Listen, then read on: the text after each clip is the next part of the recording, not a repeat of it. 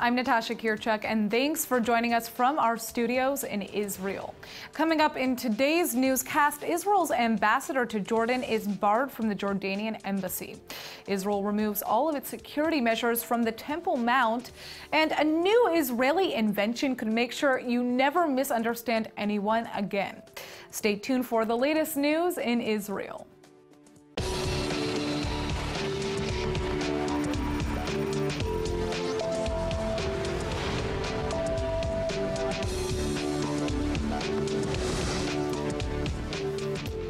Looks like another crisis is developing between Jordan and Israel. Last weekend, an Israeli security guard shot and killed a Jordanian terrorist who stabbed him with a screwdriver at the Israeli embassy, and he accidentally killed a Jordanian bystander in the crossfire. The embassy's staff was allowed to return to Israel after a tense day of negotiations, but now it looks like Jordan may not be letting them back into Jordan. Well, not unless Israel agrees to put the guard on trial for the killings. Prime Minister Netanyahu gave the guard a hero's welcome upon his return home, and Jordanian Foreign Minister Ayman Safadi was quick to slam the public display. He said, quote, "This is a criminal case and it's dealt with in accordance with the law, either in the Jordanian or international law that's committed to us. We do not bargain over the blood of our children."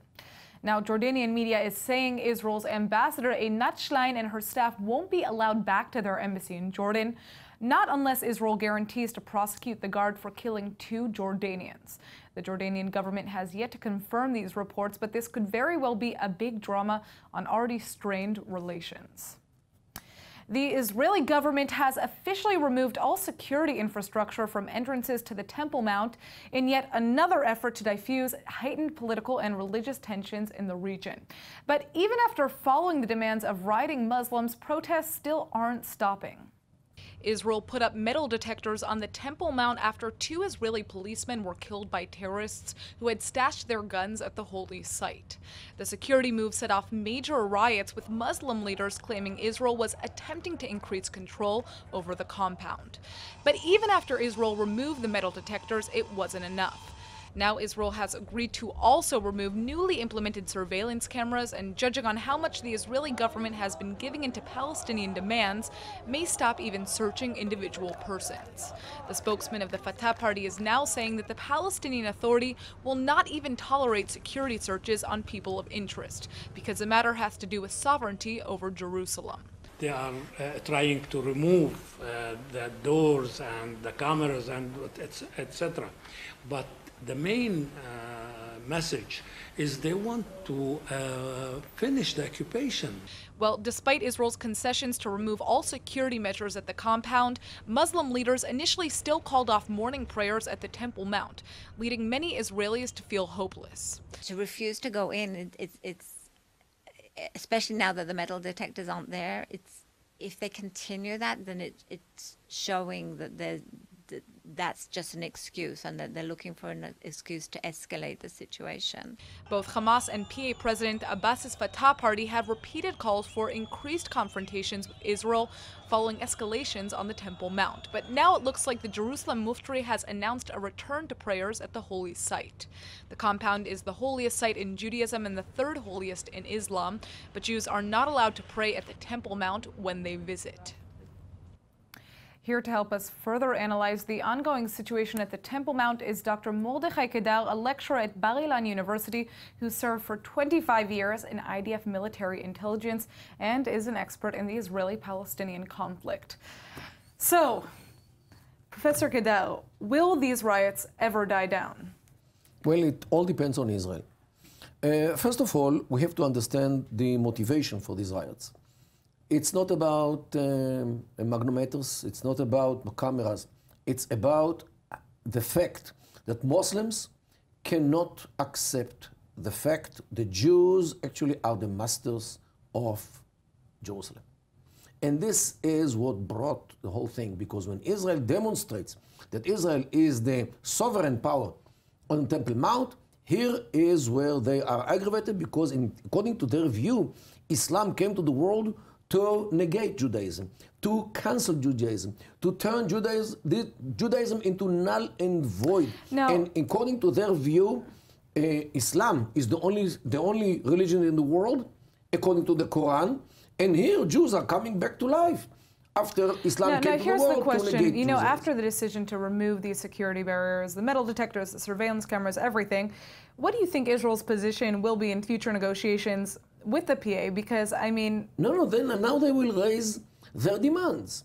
Just like Jordan, which raised demands. Whenever Israel retrieves from anything, the demands become more and more and more because they feel that they are empowered now. Now they can do whatever they like. Now can they demand whatever they like and to get whatever they like. Well, 77% of the Israeli public polled in a Channel 2 news poll said they think Netanyahu surrendered on the Temple Mount issue. And you believe that? Of course he surrendered. He decided to install some things and then he was forced to take them out because it was not thought about. You cannot come from one day to another to show that all of a sudden you decided to take the whole place over and to force security measures as if you are in an airport. We have to wrap this interview up, but I'm assuming that you're saying that these detectors probably shouldn't have been implemented in the first place.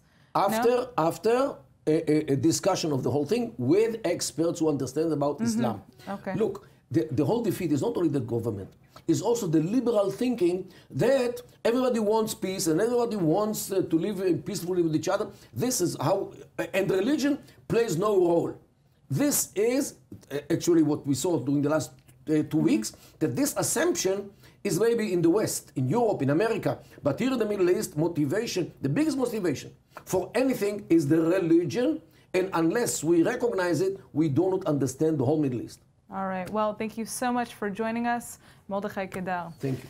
All right. A new report on terrorism by the U.S. State Department is resting almost all of the blame for Palestinian violence on Israel, and it's drawing some serious backlash from Jewish and Israeli groups. Yet, despite the heavy criticism and calls for Secretary of State Rex Tillerson's resignation, the State Department is standing behind the document. Now, ILTV's Aaron Porras has more on the story. Aaron, what exactly was in this report?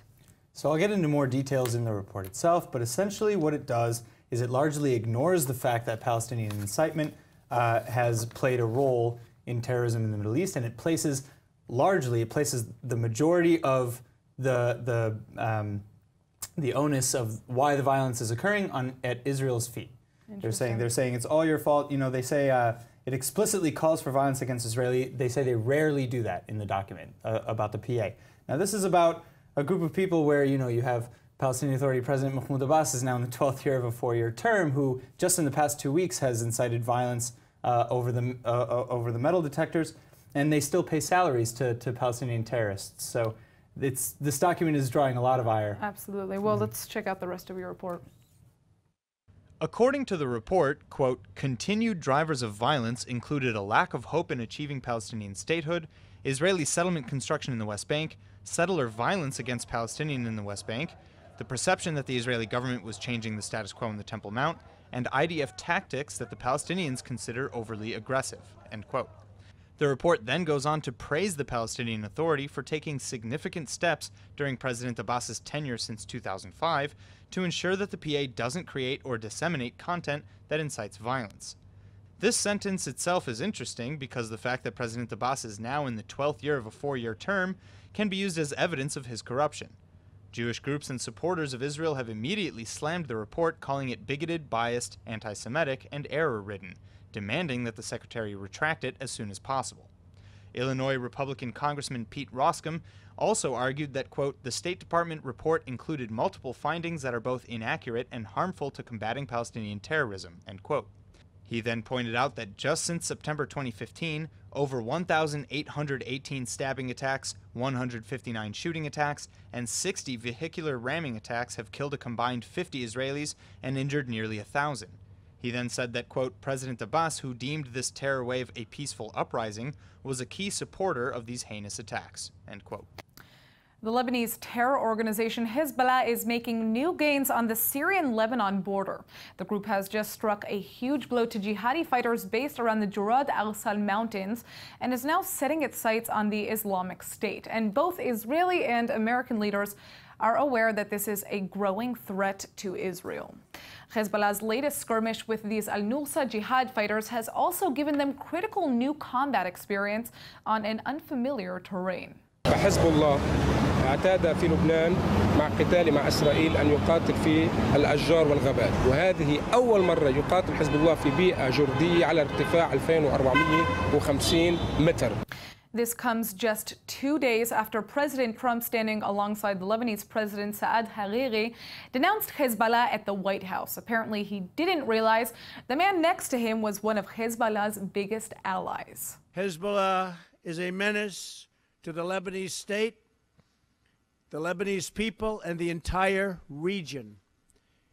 The group continues to increase its military arsenal, which threatens to start yet another conflict with Israel, constantly fighting them back. Now, the Israeli government is throwing its support behind Trump's words.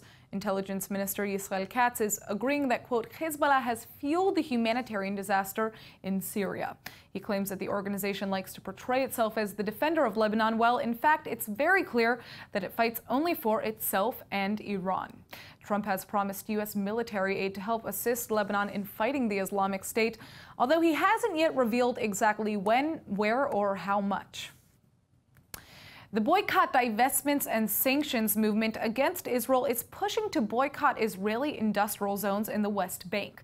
But there are thousands of Palestinians employed at these parks working side by side with Israelis.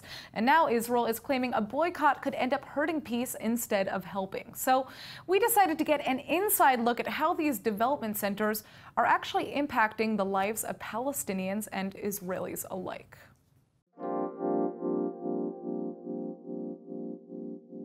אני מול המצלמה גם אומר, לא מתבייש מזה.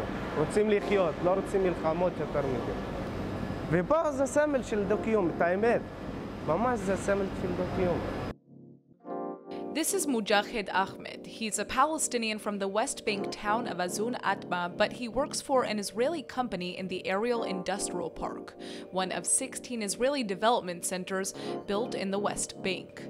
And while these work zones have long been a source of great controversy, Mujahid is proud to say he works in one side by side with Israelis. אני לא הייתי מתחבר לישראלים, לא הבנתי אותם. עכשיו אנחנו הבנו אחד את השני, ועכשיו בסדר גמור. אנחנו פה כמו משפחה אחת. Israel has set up over a dozen industrial zones beyond the Green Line. Home to around 1,000 businesses, these zones have become a hub of employment for about 36,000 Palestinians, who face a 27% unemployment rate in the Palestinian economy, along with significantly lower salaries and benefits. פה נותנים פי 3 ממוצע ברשות הפלסטינית, נותנים את כל הזכויות, יותר טוב מהרשות הפלסטינית. Mujahid works for Akhva, which is the largest producer of tahini and halva in all of Israel. The company employs 250 people, 150 of which are Palestinian. But the company faces backlash from the BDS movement because it's located in the West Bank. BDS supporters believe that these industrial zones are part of the settlement enterprise. As a result, Brussels Airlines even stopped buying from Akhva. Yoav Malach is Akhva's operation manager, and he says boycotts like this end up having the opposite effect on his Palestinian employees. Basically, we will produce less products, and the result of that is that we will hire less employees. Most of them are Palestinians. Last year, hundreds of Palestinian workers lost their jobs after their employer SodaStream was targeted by the international boycott movement and was forced to move from the West Bank to Israel. So why has Palestinian leadership continued to support the boycott movement? Yehuda Cohen, the CEO of the Lipsky factory in the Barkan industrial zone, says it all comes down to politics. The leader of the Palestinian,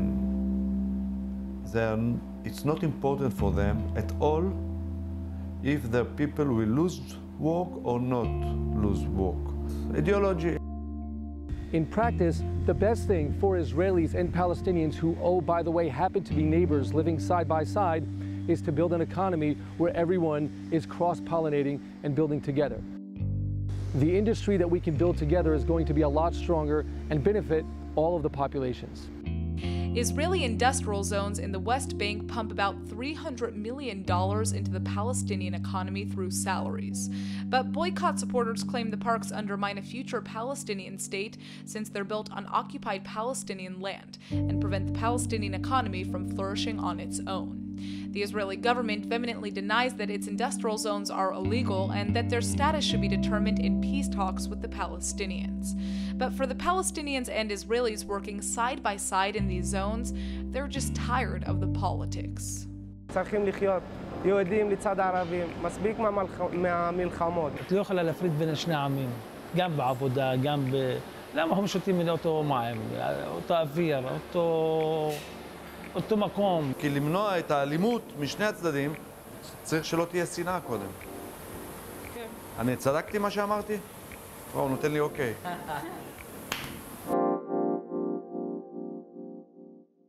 It looks like Al Jazeera is in big trouble here in Israel. The Israeli Prime Minister is demanding that the Arab News Network completely shut down its offices in Israel. Netanyahu has just posted to Facebook saying he plans to use the government to shutter Al Jazeera's Jerusalem branch. Al Jazeera has made no response so far, but things for the Qatar-based network have been strained since June. Last month, several Arab nations, including Saudi Arabia and Egypt, announced brutal sanctions on the network in response to deteriorating relations with Qatar. Israel has long prided itself as a beacon of free speech in the Middle East, but it's pretty clear these sanctions have given Netanyahu just the opportunity he'd been looking for. The Israeli leader reportedly met with officials last month to figure out how to remove the network once and for all from Israel. Defense Minister Avigdor Lieberman also agrees, saying that, quote, Al Jazeera is not media, it's not journalism, it's an incitement machine in the style of Nazi Germany or Soviet Russia. Netanyahu's Facebook post particularly stressed Al Jazeera's coverage of this week's crisis on the Temple Mount and accuses the network of purposely inciting violence against Israel. If that's true, he may have all he needs to shutter Al Jazeera offices here for good. All right, history buffs have something new to puzzle over. Archaeologists have just made some crucial discoveries in the city of David, unearthing new evidence of the Babylonian destruction of Jerusalem. Though new discoveries are always being made in Jerusalem, this is one of the biggest finds in quite a while. Archaeologists have unearthed structures dating back over 2,600 years ago, right around the time historians believe Babylonians laid siege to the ancient city and then burned it to the ground. Those are pieces of charcoal which burnt and collapsed in the room. Buildings dating of the same period just to the south of us in this excavation don't show signs of destruction. So it seems like not all the buildings were destroyed in a single event, but maybe specific buildings were destroyed and other buildings were then abandoned and left. But one of the most interesting finds is a rosette seal, which experts believe demonstrates the vast wealth and affluence of ancient Jerusalem. Oltal Khalaf and Dr. Joe Uziel of the Israel Antiquities Authority believe that the rosette, quote, replaced the For the King seal used in the earlier administrative system. The findings are embedded in layer upon layer of collapsed stone and include charred wood, ancient pottery, fish bones, and other rare artifacts. And this beautifully carved ivory figurine demonstrates just how high the artistic level was at the time. All this new evidence is giving us a truly never-before-seen glimpse into how things were way back in ancient Jerusalem. All right, now get this. Today, millennials are spending more money on coffee than on their own retirement plans. The average American spends about $3 every day on their daily dose of caffeine, and a lot of those people like their caffeine with a shot of milk. That means that your average coffee shop is dealing with a whole lot of it. Well, joining us today in the studio is Asaf Blank, the CEO and co-founder of Milkit, an Israeli company that's helping businesses with everything that is milk-related. Thank you so much for joining us. Thanks for having me. All right, so what does Milkit do? Milkit actually helps the business translate big quantities to milk to exact amount of meals in order to reduce the milk consumption in the businesses itself. So how does that look? I understand that there's a kind of bag system, correct? Yeah, it's a tap based along the coffee machine that is connected to a big bag of milk, could be 10, 12, 15 liters of milk, and helps the coffee shop save more milk. Right, so they're essentially measuring exactly how much they need per coffee, and that has a lot of different benefits, right? It's dealing with the environment, with waste. We actually help you save money, time, and pollution We help you save money by pouring the exact amount of milk that you need. We help you save time. We reduce at least 20% in the preparation time of each coffee cup. How did you come up with this idea? It actually came from a need. I come from the coffee shop industry and I had some restaurants and coffee shop, and I just came into one of the coffee shops one day and it hit me that nothing has changed in the last 80 years in the milk industry, right. and we need to create and invent something new that will help the barista. Well, and I mean, hopefully this will have bigger implications on the milk industry as a whole, because if people know exactly what they need in their coffee shops, they're going to be ordering exact amounts from the milk industry, and hopefully that means less pollution from the milk industry, right? Absolutely. All right, well, thank you so much for coming in, and coffee shops, don't forget to check out Milkit. Thank you. All right, I hope you're all ready for perhaps one of the coolest Israeli inventions of all time. Yes, it's true. If you have issues understanding social cues, help is near. Israeli researchers are here to the rescue with a sarcasm translator, and it could actually have a pretty serious impact for people with developmental disorders. ILTV's Emmanuel Kadosh joins me with the scoop. Hello. Yes, well, sarcasm, as me and you know, can be a very confusing concept to grasp, especially over text message or social media. So especially for people who have autism or Asperger's syndrome, it becomes very difficult to interpret subtle irony or sarcasm in those kinds of text forms. Absolutely. So luckily for us, a engineering student from the Technion, which is one of Israel's most famous universities, named Lotam Peled, he developed a machine translation that transforms sarcasm into more straightforward statements for those of us who can't understand them. Right, for those who have a little bit more difficulty understanding sarcasm through text messages. So for example, a post like the new Wonder Woman movie was awesome, which sounds like a positive statement, but it's meant to be sarcastic and negative in a way. For some people. Exactly. So some people have difficulty grasping the literary twist to it. So Peled's machine, which is called sarcasm sign, which is sentimental interpretation generator, kind of generates that post or tweet into a less sarcastic form. So it would take that sentence about Wonder Woman and translate it to the new Wonder Woman is actually terrible. Which is what we meant to write. Awesome. Exactly. Right. Okay. Right. Not that we necessarily think that, but Not at what's all. interesting is that this actually isn't the first sentiment analysis app that exists. So for a long time, companies have been getting confused over how to monitor real threats. You know, people posting on Facebook, and you never know what their actual motives are. And so they've been looking for apps that can kind of help translate what people are trying to say with these texts. But there hasn't really been anything until now that is very clear. It has never been really clear to recognize sarcasm. More specifically. Yes, sarcasm specifically in certain posts or documents has been a lot harder to grasp. But from what I understand, Peled's machine or translator, what it really does is he compiled a database of 3,000 tweets with the hashtag sarcasm. So every time somebody tweeted in hashtag sarcasm, the bolded words would generate through the machine and kind of stick and make that would be a sarcastic tone. So whenever a tweet would go through, 5 experts were there to kind of go through the documents, go through the tweets, and kind of see the bolded words that were related to sarcasm. Interesting. So it would recognize the sarcastic words and then translate the sentences, basically. Well, I mean, I think this is something that I could use myself, but I'm sure that once this becomes accessible to people with autism and Asperger's and other developmental disorders, it could help a lot with improving communication overall on social media and just face-to-face. Right, definitely. All right, well, thank you for coming in, Emmanuel. Enroll in eTeacher's online Hebrew courses and quickly discover that it creates the deepest connection to Israel that you could ever imagine. Well, we just talked about the fine art of sarcasm, so naturally we wanted to do a Hebrew word of the day for sarcasm. But the weird thing is that there actually is no word for sarcasm in Hebrew. So instead, our Hebrew word of the day is lakot, which literally means to poke. But here in Israel, we use it to mean to poke fun at or sarcasm. Okay, so obviously if you've got a sharp tongue, you know how to lakot. But in Hebrew, lakot means more than just sarcasm. If your boyfriend's bugging you, you can say, Lama lakot kacha? Why are you bugging me like that? Or if your mom won't stop nagging you, when are you getting married? Just say, Ima lama lakot, or why are you bringing that up again? After all, if you want to make it through life, you're definitely going to need to know how to lakot with the best of them. All right, let's go ahead and take a look at the weather forecast. The weekend has arrived and it brings with it a very welcome drop in temperature. Tonight, the low should be around 79 or 26 degrees Celsius, while the weekend is expected to be sunny with a high of around 84 or 29 degrees Celsius. All right, that's it for today's news. Today's exchange rate is 3.56 shekels to the American dollar.